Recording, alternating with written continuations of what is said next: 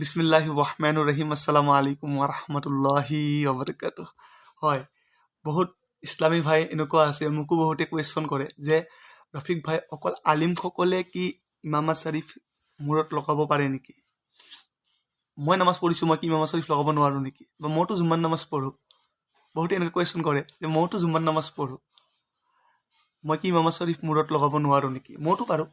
বহুতে এইটো কুৱেশ্যন কৰে যে আলিমসকলে বা হাফিজসকলে বা মুহাদ্দিছসকলে কি ইমামা শ্বৰীফ পিন্ধিব পাৰে নেকি বা লগাব পাৰে নেকি, আমি নোৱাৰোঁ নেকি? তো সেইটো আচলতে কথা নহয়। এইটোৰ ওপৰত কোনো দলিল অহা নাই যে অকল যে ইমামা শ্বৰীফ হাফিজসকলে মৌলানাসকলে যে ইমামা শ্বৰীফ পিন্ধিব লাগে। ইমামা শ্বৰীফ লগোৱাটো মূৰত পিন্ধাটো আল্লাহৰ নবী বহুত চাণ্ডাৰ সুন্নত হয়, সকলোৱে জানে আৰু আলিমসকলেতো বেছি ভালকৈ গম পায়। গতিকে প্ৰত্যেক ইছলামী ভাইয়ে যদি ইচ্ছা কৰে ইমামা শ্বৰীফ লগাব পাৰে আৰু ইমামা শ্বৰীফ লগাই নামাজ পঢ়িব পাৰে। ইমামা শ্বৰীফ লগাই নামাজ পঢ়িব পাৰে ইনশাআল্লাহ।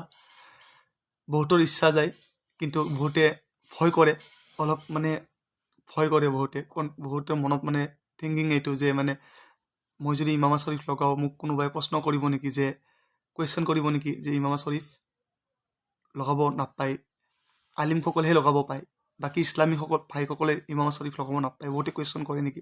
আচলতে কোনেও নকৰে এনেকুৱা। যোনসকলে যাৰ নলেজ আছে, যোনে বুজি পায়, যোনে ষ্টাডি কৰে, সেইসকলে কেতিয়াও নকয় আপোনালোকক। কোনো আলিমসকলে আপোনালোকক নকয় যে ইমামা শ্বৰীফ নিপিন্ধিবা, ইমামা শ্বৰীফ অকল আলিমসকলে পিন্ধিব পাৰে। এই কথাটো কোনো আলিমে নকয়, যিহেতু আলিমসকলে ভালকৈ গম পায়, প্ৰত্যেকে ভালকৈ গম পায় যে ইমামা শ্বৰীফ অকল আলিমসকলে নহয়, প্ৰত্যেক ইছলামী ভাইয়ে আলিম হওক নহওক ইমামা শ্বৰীফ মূৰত লগাব পাৰে, ইমামা শ্বৰীফ পিন্ধিব পাৰে।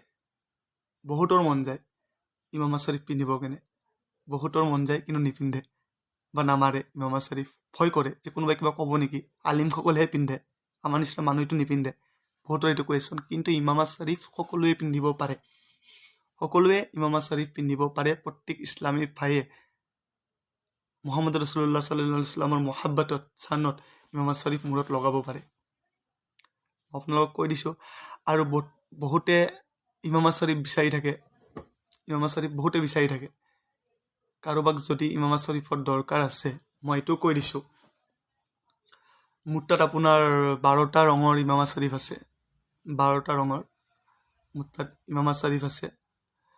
আৰু বহুতক ইমামা শ্বৰীফৰ দৰকাৰ হয়, বহুতে মাৰিব ইচ্ছা কৰে। যদি কাৰোবাক ইমামা শ্বৰীফ লাগে বেহতেৰিন, মই বহুত ধুনীয়া ইমামা শ্বৰীফ দি দিব পাৰিম। যিটো ইমামা শ্বৰীফ আপোনাৰ য'ত টাউনত যিটো ইমামা শ্বৰীফৰ দাম 400 পৰা 500 টকা হ'ব, সেইটো ইমামা শ্বৰীফ মই মিনিমাম 200 টকাত, ইয়ানি মই 250ত মই দিব পাৰিম।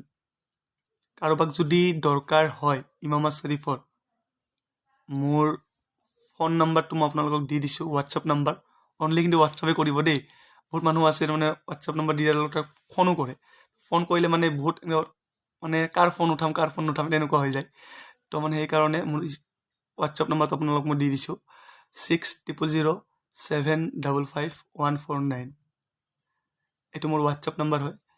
তো যদি ইমামা শ্বৰীফ কাৰোবাৰ দৰকাৰ আছে, মই একদম কম ৰেঞ্জত, কম দামত মই ইনশাআল্লাহ ইমামা শ্বৰীফ দিব পাৰিম।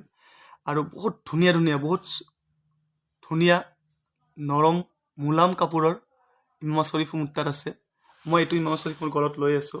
এইটো ইমামা শ্বৰীফ একচুৱেলি বহুত দীঘল, গম পাব আপোনালোকে, বহুত দীঘল হয় ইমামা শ্বৰীফটো, বহুত দীঘল। গতিকে এই কাপোৰটো বহুত ছফ্ট হয়, বহুত ছফ্ট। আপুনি এনেকুৱা মুচুৱাই যদি এনেকুৱা ৰাখে, আপুনি ধৰিবই নোৱাৰিব।